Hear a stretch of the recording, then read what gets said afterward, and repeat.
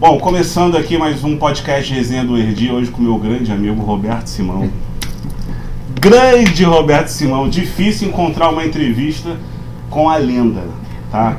E eu vou explicar porque o Simão, além de ser um grande amigo, é uma das referências que eu tenho na área acadêmica, e é com muito prazer hoje iniciar o primeiro podcast Resenha do Erdi com você. Eu já fiz alguns, né? Mas eu não vou colocar, tem uma hierarquia, né? Tá bom. Fiz com o Sandro e fiz com o Samuel, fisioterapeuta.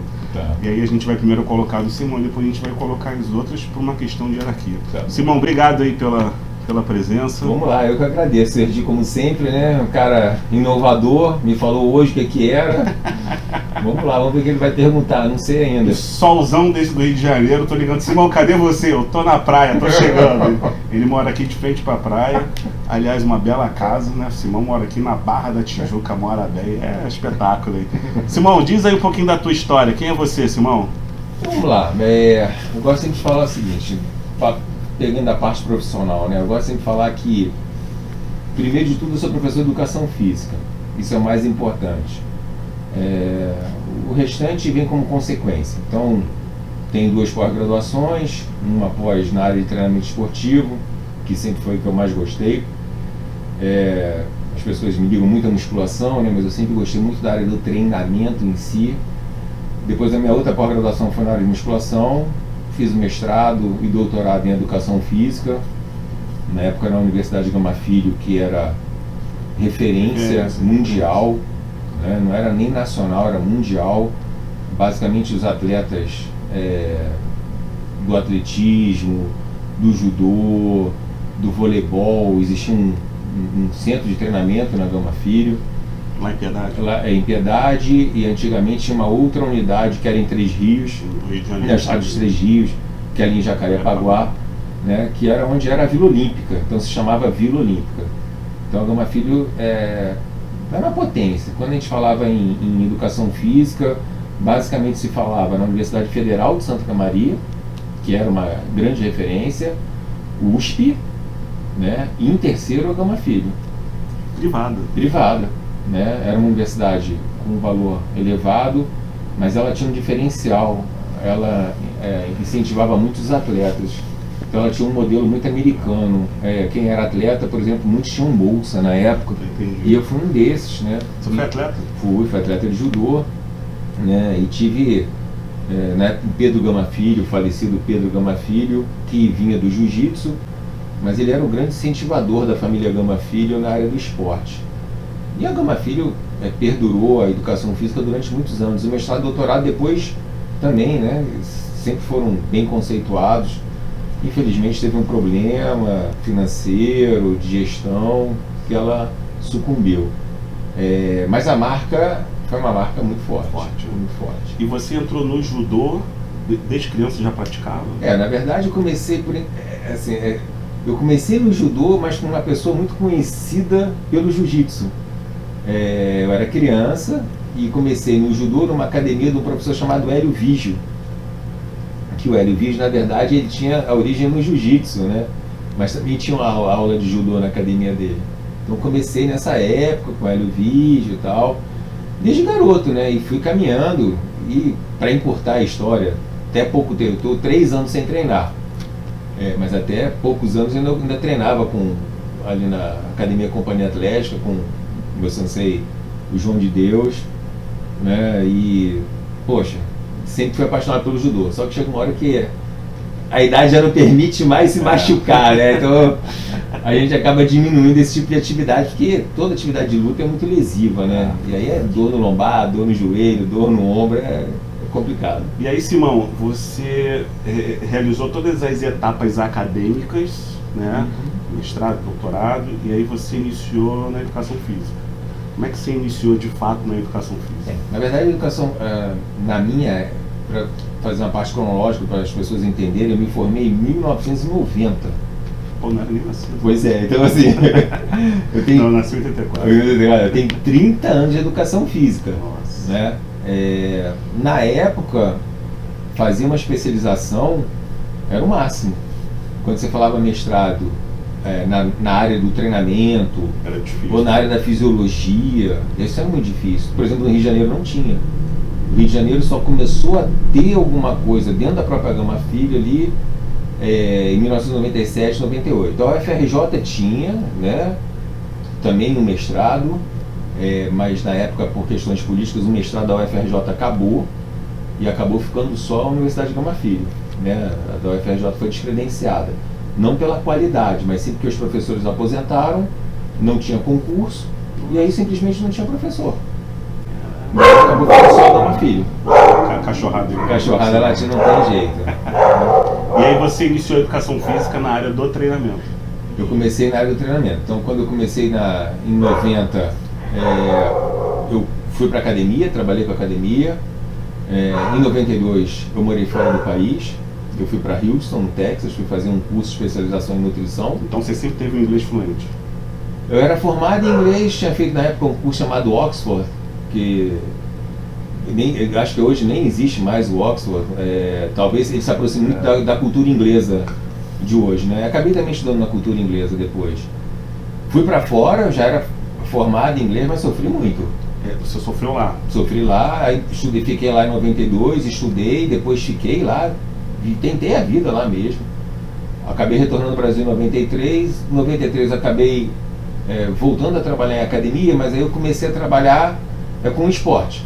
Então eu trabalhei com jiu-jitsu, na verdade no treinamento de atletas de jiu-jitsu de uma rede chamada Aliança, na época que estava começando ainda a ter, nem se falava em UFC ainda, mas já existia aquelas lutas casadas, né? E trabalhei com voleibol de praia. Trabalhei 5 anos com voleibol de praia, trabalhei em nível elevado, participei de circuito brasileiro, de mundial, sul-americano, né? E tive uma participação não direta, mas indireta, que eu treinei, por exemplo, a Jaqueline, que foi a primeira medalhista olímpica brasileira, né, no voleibol de praia, e da Sandra também. Eu tive participação com elas também na preparação física. Nossa. Então assim, e depois continuei, né, depois do voleibol de praia de 5 anos, eu continuei com a parte de luta, que eu sempre gostei. Nossa, se você perguntar quantos anos eu trabalhei com luta, eu nem sei, mas uns 15 anos. Ô Simão, o fato de você ter ido para os Estados Unidos, aprendeu inglês, né, veio para cá, começou a trabalhar com alto rendimento, isso influenciou muito para que você pudesse estar estudando, principalmente as informações mais atualizadas no mundo, trazer para cá? Né, para dar essa sequência que a gente começou, né, na verdade, quando eu trabalhei com esporte, a gente tinha pouquíssimas referências. Então, quem era a referência naquela época? Na época, assim, as referências que eu tinha, né, na área de treinamento, Steven Fleck e Kramer. O livro no Brasil nem existia, eu trouxe um livro de fora, que era em inglês, e quando eu trouxe para o Brasil, eu acabei virando uma referência na época de cursos pelas novidades. Na verdade, nada mais era que um livro em inglês, só que naquela época a gente não tinha acesso à informação, né? E Jorgen Weineck também, que era um alemão, que tinha um livro chamado Biologia do Esporte. E aí circulavam alguns nomes na época, Verhoshansky, Zarsiorski, que era da antiga escola da União Soviética, né, que é a escola russa. Mas a área científica não existia, era muito empirismo. A gente aplicava muito o que a gente fazia na prática, via resultado e aplicava aquilo. Lembrar que nessa época a fisiologia ainda estava em evolução, o processo de aquisição. Quando eu fui fazer o mestrado, eu entrei no mestrado em 97, a gente falava assim, quero pegar referência bibliográfica. Eu tinha que ir na Fiocruz, fazer xerox de revista científica, para conseguir desenvolver minha dissertação no mestrado. Depois é que veio a internet, aí as coisas facilitaram muito. Antigamente era muito difícil. Hoje é muito mais simples. Hoje é mais simples e o pessoal não dá valor, né? Porque o acesso está tão fácil e a responsabilidade também aumenta, né? Eu acho que hoje existe muita informação, mas o problema hoje não é informação. Informação você tem aos montes. O problema a garotada hoje não sabe selecionar a informação. Então assim, informação hoje é muito fácil. O acesso é simples. Agora as pessoas não conseguem identificar o que é de qualidade, o que é verdade, o que é fake, o que é invenção. E esse é um problema que existe hoje. Identificar a informação. Identificar a informação. Isso é difícil. Isso é difícil. Então a gente, quando, né, como professor do mestrado e doutorado ainda, A gente tenta fazer com que os alunos saibam onde fazer a pesquisa, o que realmente é de qualidade, o que não é qualidade. Né? E você olhava para o FLEC, para o Kramer, esses referências mundiais na sua época, né? Jovem ainda, né? Vamos colocar aí 20 anos atrás, mais de 20 anos atrás. Você pensava em ainda se tornar, por exemplo, amigo deles? Pois é, não, né? Na verdade, o Steven Fleck, como o Kramer, para mim, eram os ídolos. Né? Então, quando você tem um ídolo, aquele cara parece que é intocável, né? Mas o meu primeiro contato foi com o Fleck em 1996. Eu fui para um evento em São Paulo. E chegando nesse evento, tinha um alemão chamado Andreas Hobmann, do antigo livro chamado Medicina do Esporte, que era um livro muito forte na nossa área de treinamento, e o tradutor dele simplesmente não apareceu. E aí o professor chamado Antônio Carlos Gomes, né, que é o Antônio, que é o famoso Antônio, que era na época da Universidade Estadual de Londrina, ele falou assim: Roberto, nem me chamavam de Simão naquela época, né? Roberto, você fala inglês? Eu falei, falo. Consegue traduzir? Eu falei, nunca fiz. Então chegou a primeira vez, e aí eu fui fazer a tradução desse alemão. Só que daí qual foi a minha facilidade? Eu ficava responsável pelo grupo dos estrangeiros, foi onde eu conheci o Fleck. E a gente começou a ter a nossa primeira relação de amizade em 1996, cara. Nossa. Faz tempo, né? Você está dizendo então que o inglês fez toda uma influência na sua carreira?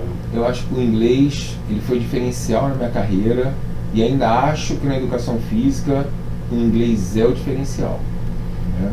E aí, me explica o seguinte, como é que o jovem, a sua vida toda praticamente na escola ele tem aula de inglês, mas ele termina o ensino básico, o ensino médio e não sabe falar inglês? Na verdade, o nosso sistema de educação ele é falido, né? Todas essas teorias de educação que tentam se desenvolver, ao meu ver, muito blá blá blá e pouca efetividade. Né? Quando o jovem chega na universidade hoje, eu posso dizer isso, porque eu dou aula no 4º período e no 9º período da Universidade Federal do Rio de Janeiro, ele chega sem base, ele chega sem condição mínima para aquilo ali, e aí você fala leitura. Sem leitura, tu fala assim, o inglês, pô, não consegue, se o português já tem uma dificuldade absurda, imagina em outra língua, né? Mas realmente essa área educacional nossa ela é preocupante. E aí você falou da FRJ, então aí você entrou na Universidade Federal do Rio de Janeiro. Como é que foi essa entrada? Pois eu era professor da Gama Filho, logo que eu me formei, em 1993 eu comecei a dar aula nas pós-graduações da Gama Filho. Em 1997 eu fui contratado para a graduação. Trabalhei na Gama Filho até 2006. Eu fiz o concurso da FRJ em 2005, a Gama Filho já apresentava turbulência. Eu nunca posso deixar de agradecer a um professor chamado Jefferson Novaes. Tinha sido meu professor de graduação. Na Gama? Na época não foi nem na Gama, era de um curso, depois da Castelo Branco, acabei fazendo uma disciplina lá com ele.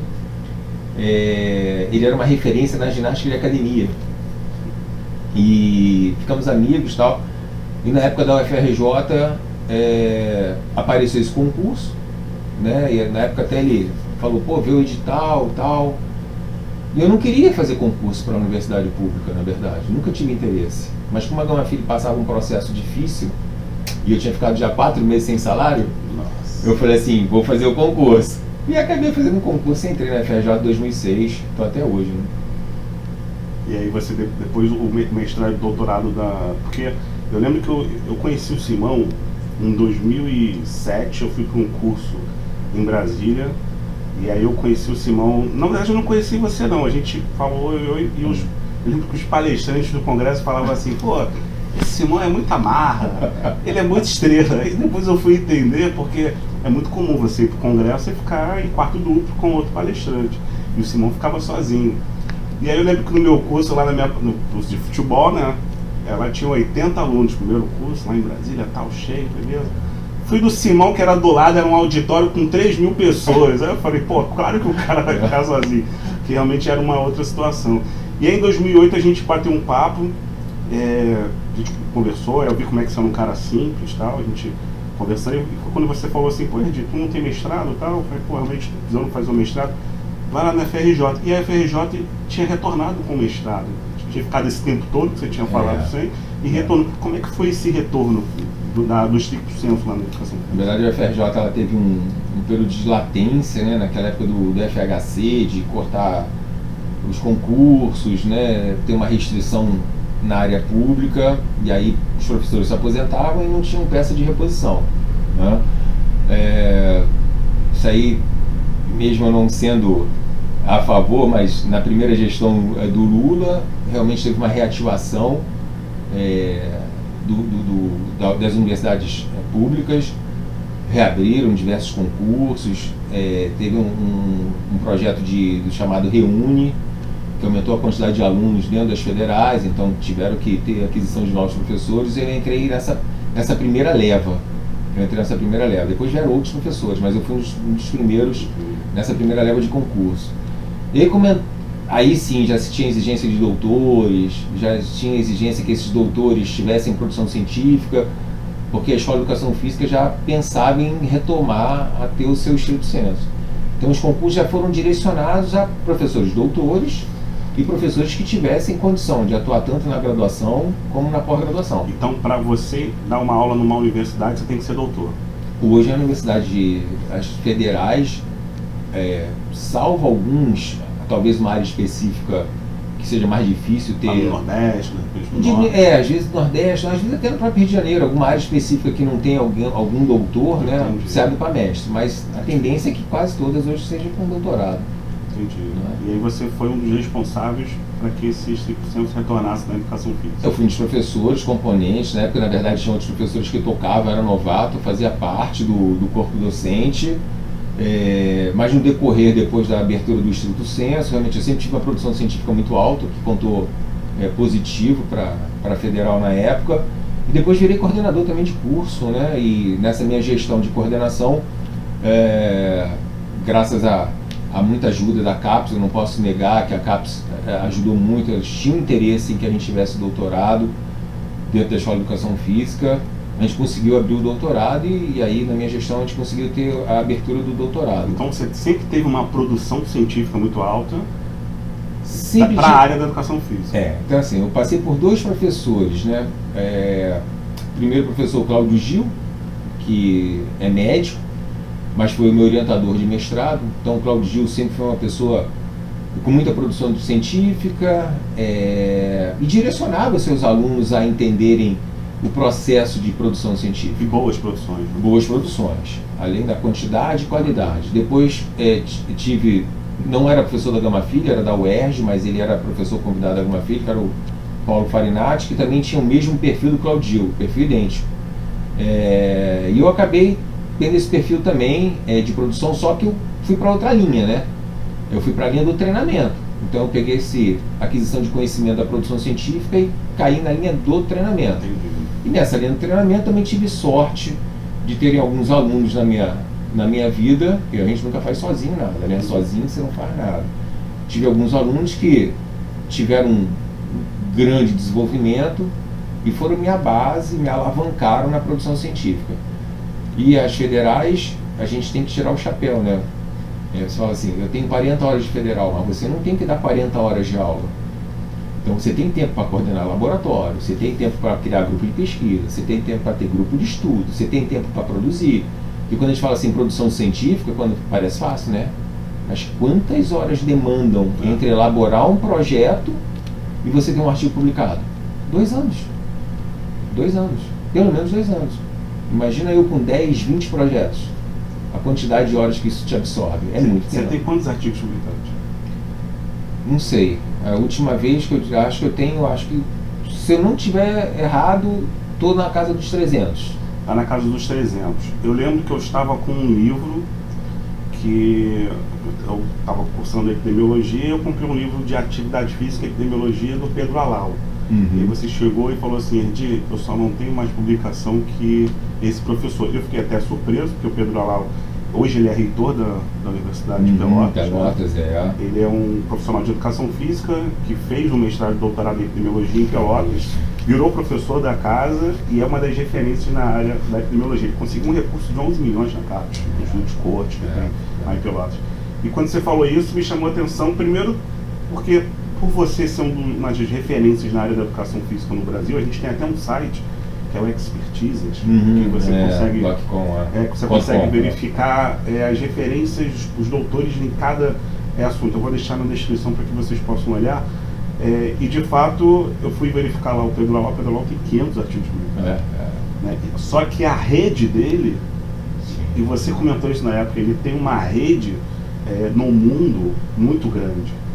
E muito também fruto da linha dele. É uma linha que, por exemplo, hoje se você olhar algumas universidades com relação ao coronavírus, né, a toda a estrutura que os laboratórios possuem para desenvolver políticas de saúde, gestão. E a área do treinamento a gente não tem o mesmo recurso como outras áreas, então isso é uma diferença. Na verdade, assim, o Pedro Lau, inteligentíssimo, tive o prazer de conhecer o Pedro Lau, tive pouco contato com ele, mas pouco contato, é um cara que realmente me impressionou. Atua numa área de epidemiologia, né? Então ele tem uma rede na área da saúde muito grande, né?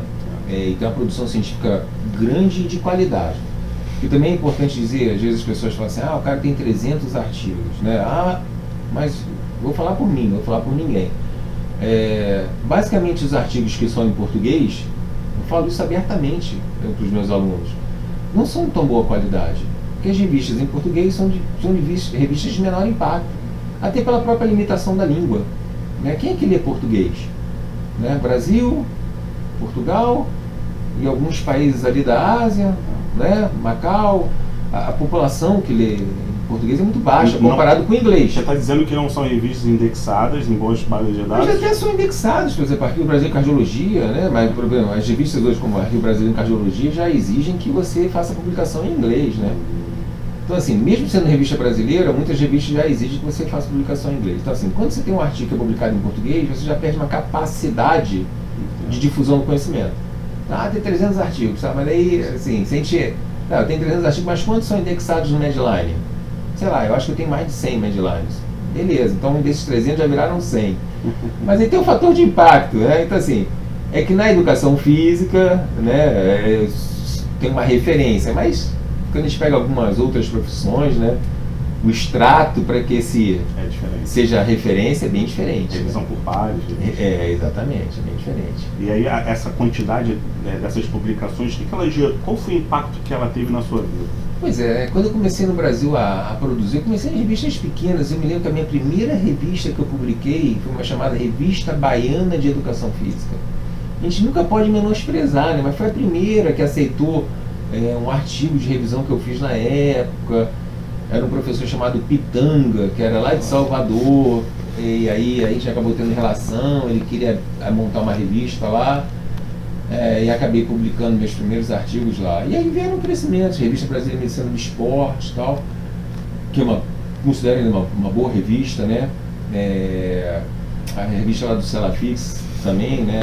A Revista Brasileira de Ciência e Movimento. Mas a minha virada mesmo foi a minha primeira publicação, que foi meu primeiro Medline, que foi dois artigos da minha tese de doutorado. Então, ali em 2005, na minha primeira publicação internacional, meu primeiro Medline, e aí eu tenho que agradecer muito ao Steven Fleck, que ele me fez enxergar como publicar em inglês, que a forma de a gente escrever em português é muito vai e volta, e americano ele é muito direto, muito objetivo, né? E eu me lembro sempre de Steven Fleck falando para mim assim, go straight to the point. Sempre falava isso para mim, go straight to the point. Ele falava assim, vai direto ao ponto. E ali eu comecei a entender a dinâmica de publicar em inglês. Então ali foi minha virada. Em 2005, na minha primeira publicação na Journal Strength Conditioning Research, que é a principal revista para mim de força, foi onde eu dei minha virada acadêmica ali. E essa revista tem uma relação muito próxima. Pois é, assim, hoje é a revista que eu mais tenho em publicação. Então, se você pegar desses 300 artigos que eu tenho, é a revista que eu mais publiquei. Por algumas razões. É a única revista que fala de treinamento físico de forma aplicada. Então, eu sou um cara que vem da prática, gosto da teoria, mas gosto dessa teoria aplicada. Entendi. Então, assim, ela tem que ter uma aplicação prática. E a única revista que tem até hoje que tem essa aplicação prática é a Journal of Science. Inclusive um tópico, né? Tem um tópico que você é obrigatório, né? Aplicação prática, você tem que botar lá. E acabei virando revisor da revista, hoje eu sou revisor da revista, acabei conhecendo o Kramer, acabei tendo uma relação, o Fleck tem uma relação parentesca com o Kramer, acabei entrando nessa relação, e aí, né, acabei crescendo dentro da revista, hoje sou revisor da revista também. Simão, dentro da tua linha de pesquisa, a gente poderia falar, eu não sei porque eu queria que você explicasse, você é um especialista em ordem do exercício, em duração. Como é que você transmite essas informações que você é especialista hoje para uma pessoa, por exemplo, que está indo para a academia, né, que quer verificar o seguinte: qual é o melhor tipo de exercício baseado em evidência que eu posso atuar? Ou é tudo igual? Pois é. Se você perguntar assim, você é reconhecido em quê? Eu sou reconhecido na área de manipulação do treino. Então, quando a gente fala, eu fui o primeiro pesquisador a falar de ordem dos exercícios, uma coisa muito louca, né? A gente ia para a academia e começava o exercício 1, 2, 3, 4. Mas por quê? Aquela sequência padrão tradicional. Qual o motivo? Então, assim, a minha tese de doutorado, se alguém hoje olha e fala assim, nossa, mas que coisa... Você era inquieto já nesse momento quando você ia? Sim, para você ser pesquisador, você tem que estar eternamente insatisfeito. Se você não for uma pessoa insatisfeita, você não vira pesquisador. Para você ser pesquisador, você tem que ser um cara insatisfeito. Tem que ser um cara insatisfeito. Nunca está satisfeito. Então você tem uma conquista, tem que adquirir outra. Adquiriu, passa. Não pode estabilizar. Então, assim, quando você é professor pesquisador, é aquele cara que você não pode parar. Você sempre tem que estar na busca. A busca é o que te alimenta o tempo todo. Enquanto você tem esse tesão pela busca, é o teu crescimento. Então eu sempre fui inquieto. Sempre. Por quê? Pra quê? Você já malhava? Já treinava, tinha aplicação prática, e aí quando eu comecei a entrar no mundo acadêmico, eu vi que o mundo acadêmico não tinha aplicação prática. Então, por exemplo, eu pegava umas revistas assim, Journal Apply Physiology, muito legal de fisiologia. Mas, e aí? Aplica. Medicine, Science, Sports Medicine. Legal, não estou discutindo o mérito. Estou discutindo que na minha área, na aplicação prática, os artigos para mim não me diziam muita coisa.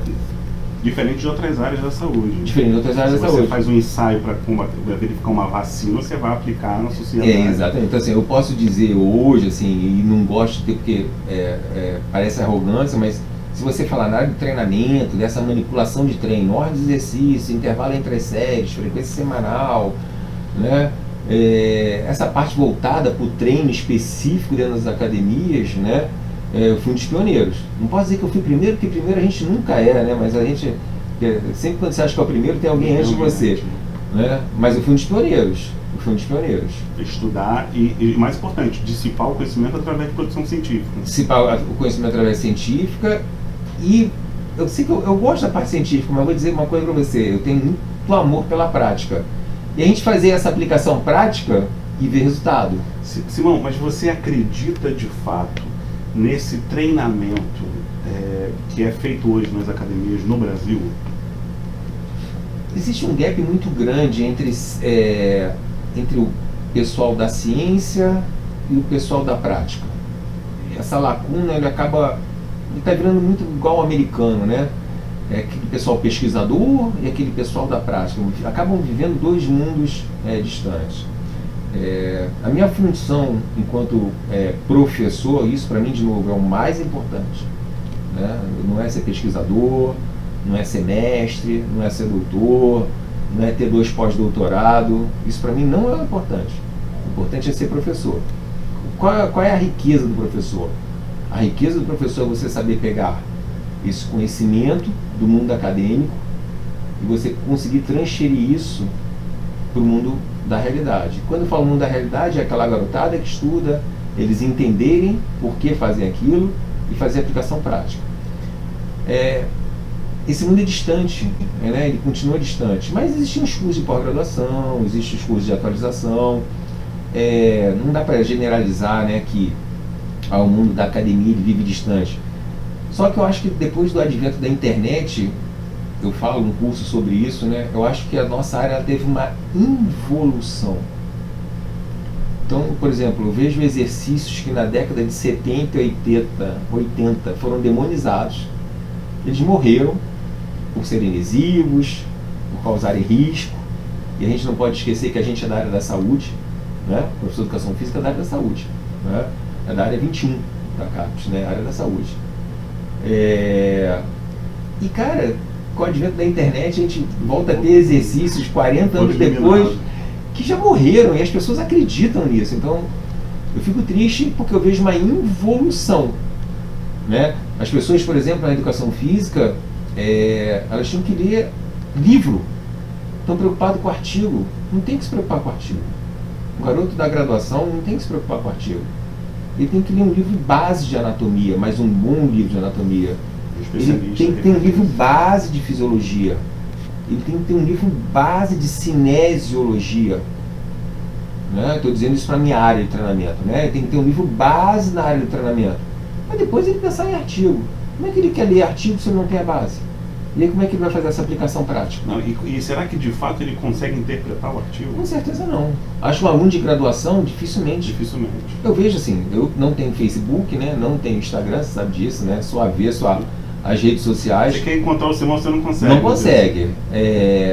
Mas por que eu sou avesso às redes sociais? Porque eu vejo tanta besteira, cara, e tanta briga por besteira, né, que vou te contar, é desgaste e perda de tempo. Eu não tenho mais paciência para isso, não. Eu costumo falar para meus alunos o seguinte: você pega um aluno de graduação, por exemplo, em Londres, né, um país de primeiro mundo, até pela questão do idioma e por ele ter uma base, às vezes, em matemática, ele consegue pegar um artigo da Natural, da Lancet, e consegue ler e interpretar.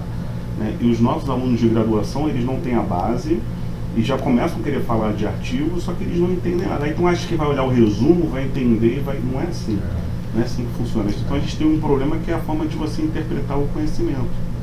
Aí de novo a gente cai naquilo, né? O cara tem acesso à informação, mas ele não consegue identificar essa informação. Então às vezes ele pega um artigo, não consegue ler os materiais e métodos, não consegue entender, e que é ali onde você pega, né? Não consegue ter uma análise estatística, não consegue entender a estatística. Não consegue. E aí o cara lê a introdução, lê o resultado e acha que aquilo ali... Aí é o problema. E aí, Simão, se hoje, por exemplo, tem um cara que não é da área da educação física, simplesmente uma pessoa comum que está na academia treinando, isso tem muita gente que possui conhecimento na área de treinamento. Qual livro que você poderia indicar tanto para esse marombeiro, também quanto um aluno que está iniciando um curso da área da saúde ou de educação física? Pois é, mas vou te contar uma história antes de responder isso, né? Um estudante de Direito, ele pega um livro lá de Código Penal, estuda e ele está habilitado, né? De repente, um cara da administração pega lá um livro sobre gerenciamento, ele estuda, está habilitado. Na nossa área, às vezes você pode pegar um livro de natação, ler ele, quando você vai para a piscina morre afogado. A nossa área ela tem uma diferença, né? E aí, eu posso estar errado no que eu vou te falar, mas não tem como você aplicar alguma coisa na nossa área que você nunca vivenciou. Né? Você fala assim, então Simão, você faria prescrição de treinamento para um maratonista? Sem chance. Sem chance. Nunca corri na vida, odeio. Né? Nem para passar o sinal, eu não passo nem correndo, só passo andando. Né? A experiência é com você mesmo. Estive no Vasco com você lá, né? Naquela parceria do FRJ com o Vasco. Fiquei 3 anos no Vasco. Eu não me sinto apto a ser um preparador físico de futebol. Ou um treinador. Não tenho condição. Nunca vivi aquilo. Eu nunca tive em campo. Mas posso ajudar. Então fui para onde? Na fisiologia, né? E na fisiologia dava meus pitacos, né? Na parte fisiológica, do treinamento. Mas sempre tive um acordo com os preparadores físicos, sempre tive acordo com os treinadores. Porque também é uma coisa muito bonita, né? Você vê na teoria. Mas às vezes a prática pode ser muito diferente, né? Exatamente. Então assim, quando você fala de um livro, qual é um livro? Não tem um livro geral. Não tem um livro geral. Um livro geral que eu digo na verdade a nossa área é um conjunto de áreas que você tem que somar para ter um conhecimento geral. Não tem um livro que fala assim, não, aquilo ali é só de treinamento. Não tem como. Não adianta estudar treinamento se você não sabe anatomia. Não adianta estudar treinamento se você não sabe fisiologia. Não adianta estudar treinamento se você não sabe cinésio. Né? Então, assim, são áreas básicas. Não adianta você ir para uma área específica se você não dominar a área básica. Quantos livros você tem publicado? Você sabe que sou meio desligado desses negócios, né? O pessoal acha que eu me preocupo e tal. Eu acho que eu tenho 5 livros. 5 livros na área de treinamento de força. São 5 livros, 5 ou 6 livros. Eu dizer pra você que eu nem sei, mas 5 ou 6 livros. Eu lembro quando eu te mostrei um artigo de futebol, que inclusive foi na Journal, né, na revista no qual você revisou, e você falou assim, Carlos, não pode ser um artigo tão simples estar publicado numa revista tão boa como essa. Você me desculpe, eu não sei aqui, mas futebol eu não entendo muito. Como é que pode? Você ficava confuso. Eu falava, Simão, é porque é um esporte que tem toda essa repercussão mundial e pouca produção científica. Rapaz, vou dizer uma coisa pra você, né? Isso eu falo abertamente, né? Eu tive a experiência 3 anos no Vasco, no futebol de base, né? Você era meu coordenador. Só fui pro Vasco por uma razão, porque eu sou vascaíno. É vascaíno. Eu lembro quando eu cheguei em 2015. Você me convenceu a ir pro Vasco lá. Vamos fazer um trabalho no Vasco. Simão, você tá fazendo alguma coisa? Vem aqui no Vasco pra gente conversar. E aí o Simão chegou, tá bom, eu achei até estranho que você falou, tá bom, vou aí. E aí o Simão chegou lá em São Januário. E aí eu falei, Simão, tá vendo essa sala aqui de treinamento de força? Eu fui teu aluno lá no mestrado, só que treinamento de força não é minha área, eu preciso da tua ajuda. Me ajuda, por favor? Aí você falou assim, Carlos, a minha cachorra faleceu, eu tô um pouco triste, eu preciso mudar um pouquinho a minha rotina. Eu vou te ajudar. Verdade. E a grande verdade é que quando você entrou, foram 3 anos, né, incluindo a ciência, dentro de um processo que a gente conseguia colocar de forma prática, que ao meu ver deu muito certo. Pois então assim, quando eu fui a experiência que eu tive no Vasco, né, fui pro Vasco porque sou vascaíno, fui pro Vasco porque eu gosto de São Januário, fui pro Vasco porque era um desafio, né?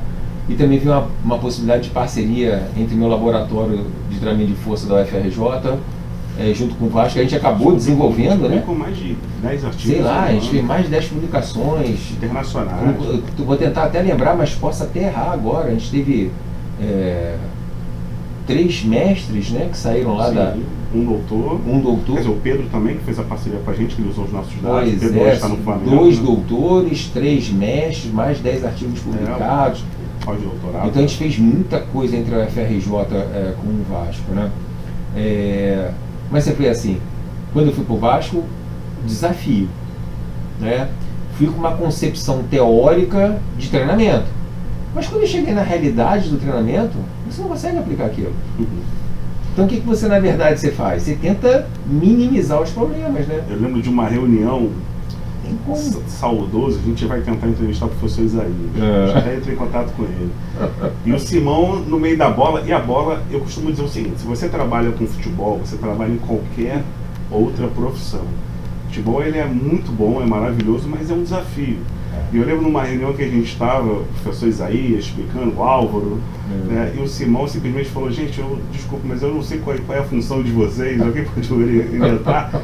Né? E o Simão ele sempre foi muito direto e objetivo com o intuito de resolver os problemas. E com isso a gente conseguiu criar uma boa equipe. Né? E é o que você falou inicialmente, a gente consegue fazer nada sozinho. A gente criou uma boa equipe, principalmente de pessoas que vieram até do estágio, a gente capacitou esses profissionais. E aí entrou com um processo da aplicabilidade. Porque, por exemplo, o Simão, eu falava assim, Simão, treinamento de força dos garotos pré-públicos. A gente tinha identificação pré-pública dos garotos através da idade biológica. E você quebrava paradigma, você falava, pode colocar. Você pode colocar. À medida que você falava, faça, a gente colocava isso na prática, atleta ficava chateado porque treinava integral, fazia trabalho de treinamento de força. Conta aquela história que você falou que o garoto foi malhar e você falou, que treinamento é esse que ele fazia, entrava outro, lembra disso? Então assim, o futebol, eu ia até completar, né? É um esporte que ele é completamente diferente dos outros que eu vivenciei, né? Porque, por exemplo, quando você pega um garoto do judô, aquele garoto que quer ter uma medalha olímpica, ele é um atleta de judô. Você pega um cara do voleibol, o cara é um atleta do voleibol. No futebol eu entendi o que é jogador de futebol e o que é atleta de futebol. Porque na minha cabeça todo mundo ali era atleta. né? Então eu entrei com aquela concepção de treino, né? E a gente começa a entender quem é jogador e realmente quem é atleta. Mas também vou dizer o seguinte, tem muitos jogadores que não tem que treinar, porque se treinar piora. É dele, né? Então assim, a gente brinca muito, né? Às vezes até o pessoal falava aquele negócio do Romário, né? Treinar pra quê? O pessoal brincava com essa situação. Ele sabia que o treinamento pra ele não era específico. Cara, mas era o cara, né? Eu até... A gente, então a gente se batizou. O futebol ele é desafiante, o futebol ele é diferente dos outros esportes. O futebol tem uma massa muito grande, né? E o futebol tem um outro problema, a trairagem também é muito grande, né? Porque roda muito dinheiro. É mercado, é um business. É um business violento. Mas, por exemplo, vamos pensar no futebol que você tinha me falado ali do futebol. Quando você me apresentou o primeiro artigo de futebol lá, que era um estudo de perfil, que eu olhei pro artigo e falei, nossa, que artigo ridículo. Do Gil. Eu olhei, nossa, que artigo ridículo. Você falou isso mesmo. Eu falei, que artigo ridículo. Mas você não publicou na Journal Friends que você defende? Eu falei, cara, é verdade. Eu falei, não. Aí eu me liguei. Eu falei, alguma coisa tem. O que tem no futebol? O futebol é extremamente incipiente. Ele tem uma carência de informação absurda. No futebol, o que se preocupa muito? Com lesão. Ponto. Acabou. Não se preocupa realmente com o treinamento. É muito lesão. Né? É óbvio, eu entendo que é lesão. Por exemplo, você pega um atleta que se machuca, um atleta que ganha R$1 milhão por mês, e aquele atleta ficou 15 dias sem jogar, o clube jogou R$500 mil fora. É muito dinheiro. Né? Então também entendo isso hoje. Né? E aí, por exemplo, uma coisa que me gerou uma decepção absurda, quando eu fui buscar a fonte para trabalhar no futebol, eu falei, deixa eu estudar antes, né? Você me passou aquele FIFA mais 11. Quando eu fui ver o número de referências bibliográficas que tinha, eu fiquei surpreso. Tinham 2 referências. E aquele negócio do FIFA mais 11 é a referência do pessoal. Mas tem 2 referências bibliográficas. Então assim, de novo, a minha crítica é uma crítica construtiva. Ou seja, eu digo que o futebol ele é incipiente, tem uma necessidade enorme de ser investido na área do futebol. E é uma área que roda muita grana, né? Mas aí é que eu te digo, né? As pessoas não investem em pesquisa, né? Eles não entendem que aquela pesquisa ela vai ser aplicada e que aquela aplicação vai gerar benefício ao atleta e que vai gerar rendimento para o clube. Nós fomos o primeiro clube na época a contratar um pesquisador. Temos um grupo de pesquisa. Exatamente. Com o intuito de resolver os problemas, que surgiam dúvidas, surgiam lacunas, inclusive até com questões de periodização, avaliação, métodos, e a gente ia desenvolvendo, traçando um perfil para direcionar uma diretriz no currículo. A gente publicou vários artigos, né? Alguns bons artigos. Sim. Né? E a gente entrou, quando trabalhamos no futebol, a gente trabalhou ainda na base, né? Trabalhar na base, eu digo o seguinte, se você um dia trabalhou na base, trabalhar no profissional é muito fácil. Com certeza. Né? Porque no profissional você trabalha com 40 atletas, 50 atletas, na base você trabalha com 500. Então assim, é uma loucura. E aí você passa por outro problema, né? A criança não pode fazer trabalho de força. A criança não pode fazer musculação. Fazer a musculação atrapalha o crescimento. Fazer musculação atrapalha o rendimento. Os paradigmas. Beleza, né? Então assim, posso dizer... Né, hoje eu vejo alguns garotos que passaram pela gente, que fizeram um trabalho de força específico, né? Paulinho é um atleta. Um vídeo do Paulinho aí. Paulinho é um atleta de futebol. O garoto é um atleta, merece. Ele é um atleta, ele merece. Né? O próprio, que hoje não chama mais Pet, né? A gente chamava de Pet. O Matheus Vital, né? Que foi pro Corinthians depois. Um garoto dedicado. DG. Douglas. Né? O Douglas. Uma hora para outra ele mudou, né? Ele falou assim, agora eu vou investir realmente na minha profissão e deslanchou, porque já era habilidoso, né? E aí quando ele desenvolveu a parte física, e esse moleque, né? Lucas Santos. Então assim, eu fico feliz de ver essa molecada. Marrone hoje, Andrei, né? Andrei, Marrone, até aquele garoto que na época era do Sub-15, que sofreu na minha mão, falei assim, vai treinar força até chorar. E ele reclamava de dor, lembra? Ele falou, nossa, mas eu tô dolorido, não tem problema. O Simão não contou. Eu lembro que o Simão chegou e falou assim, Carlos, os atletas, eu tava olhando aqui na sala de musculação, os atletas chegaram para fazer o trabalho, aí ele saiu, entrou outro, nem olhou o peso. Aí sabe o que o Simão fazia? O Simão colocava cada acadêmico, que eu não gosto de chamar de estagiário, eu sempre chamei de acadêmico, a gente tinha um programa, né, de acadêmicos lá, anotando o RM, o peso que eles tinham que colocar no equipamento. eles saíam, né, com um desgaste, mas era tudo um planejamento. E a gente fez um planejamento visando a Copa São Paulo. Isso é importante até para quem trabalha com futebol, que o planejamento ele é tudo. A gente criou um planejamento, a gente avaliava e fazia avaliação depois.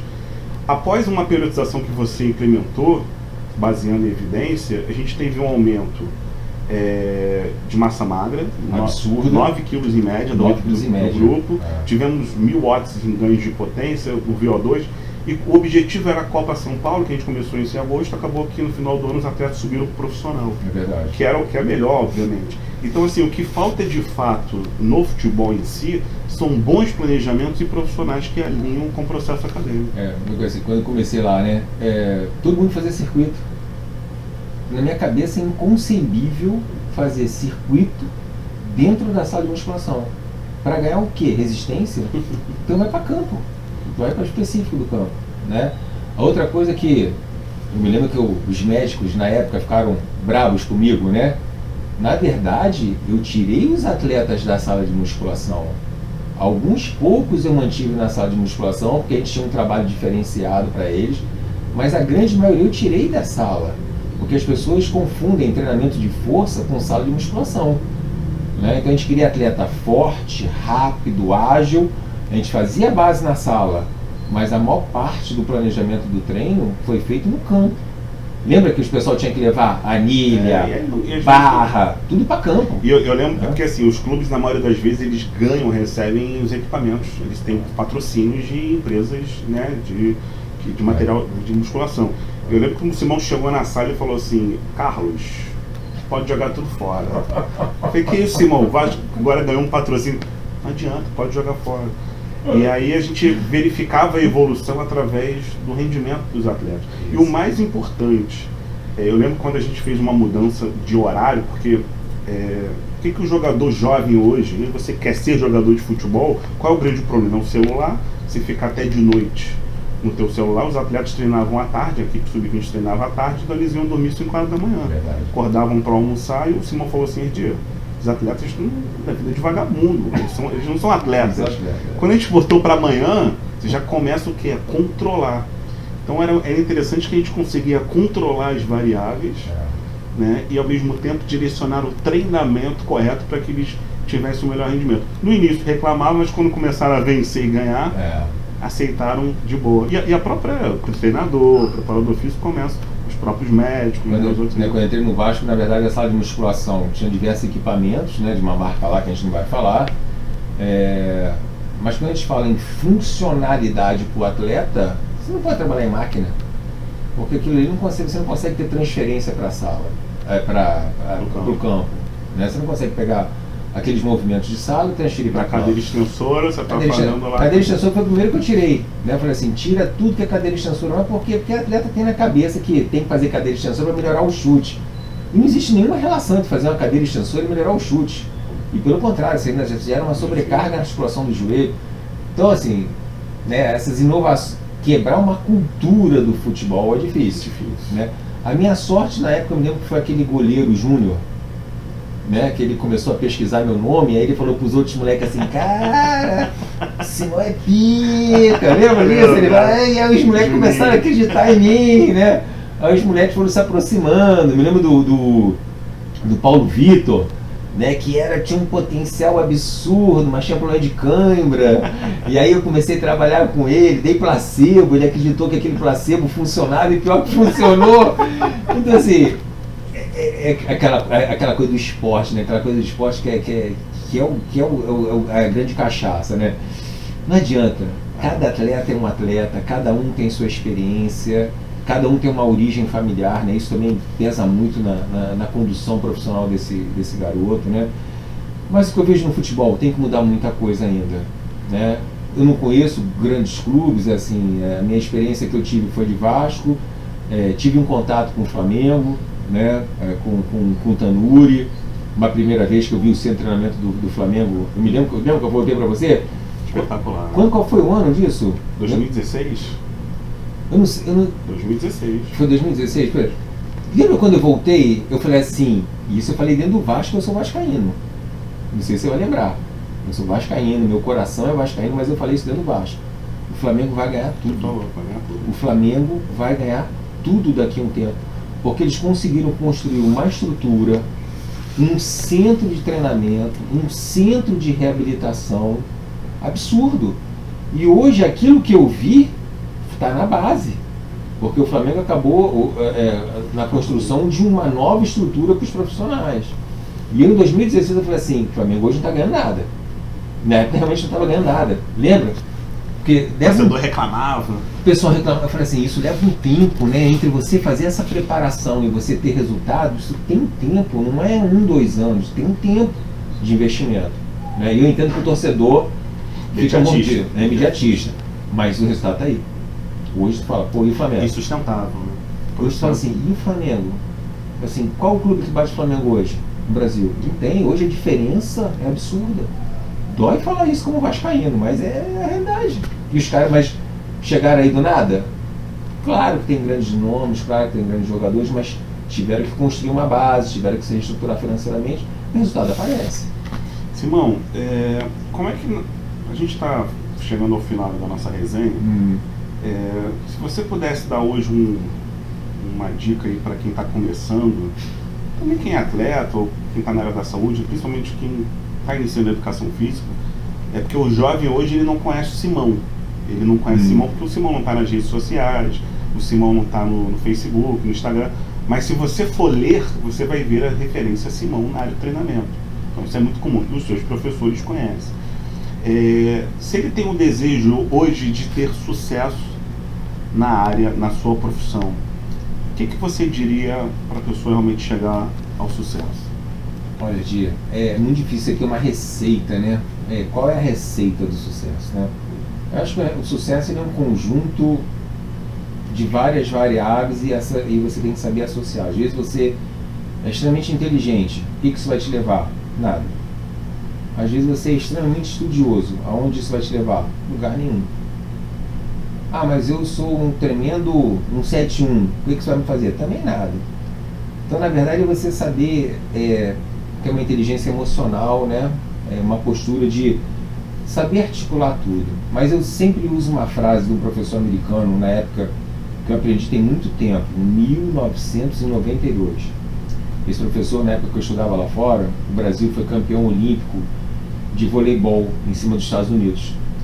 E aí esse professor, eu era o único brasileiro da sala, ele falou para mim assim, Roberto, me explica, você fala que teu país é pobre, que teu país não tem nada, mas como é que vocês conquistaram a medalha de ouro? E é difícil você explicar na época o voleibol, né?